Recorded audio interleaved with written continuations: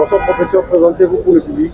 Bonsoir, je suis le professeur docteur Dadi Saleh. Alors professeur, vous venez d'assister à ce colloque d'étudiants avec le ministre en Russie.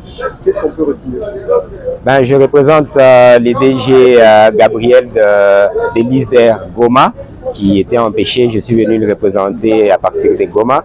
Et ces colloques sur le plan entrepreneurial et surtout agricole, c'est une formidable initiative de l'ESU et nous espérons que ça va servir énormément aux étudiants et au corps académique, parce que nous savons très bien que moi j'enseigne l'entrepreneuriat et on sait très bien que l'entrepreneuriat s'impose presque partout et que nous avons besoin des entrepreneurs, comme c'est le moteur majeur du développement économique, social et même politique de la République démocratique du Congo. Et pour l'instant, ce sont des notions un peu floues, n'est-ce pas, qui sont dans la tête effectivement de nombreux d'entre nous et beaucoup d'étudiants. Donc quand les étudiants auront un peu plus d'opportunités pour entreprendre, ça va diminuer le chômage, c'est sûr et certain. Il y a eu beaucoup de thématiques et nous espérons que les recommandations des étudiants vont effectivement parvenir à l'issue et qu'il y aura des applications bientôt là. Déjà demain, il y a d'autres formations, mais on veut créer des étudiants déjà riches. Et je vous assure, ça va changer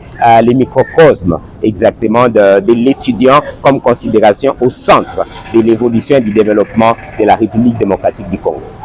Généralement, l'étudiant congolais, c'est quelqu'un qui souffre, qui n'a pas de budget, qui n'a pas de moyens. Comment va-t-il entreprendre pour commencer avec cet exercice?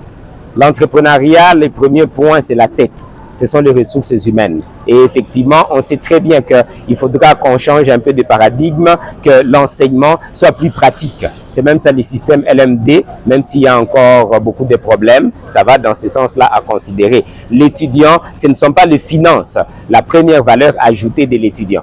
La première valeur ajoutée de l'étudiant, c'est lui-même. C'est en tant que ressources humaines, avec beaucoup de cours, avec tout ce qui l'entoure, qu'il peut créer des richesses et bien sûr qu'il devait aussi avoir des financements quand il le faut pour entreprendre. Donc ça, il ne s'agit pas de vrais problèmes quand on parle de finances. Il s'agit d'abord des ressources humaines, de créer, de sortir d'un point A vers un point B et créer la richesse et créer des valeurs ajoutées.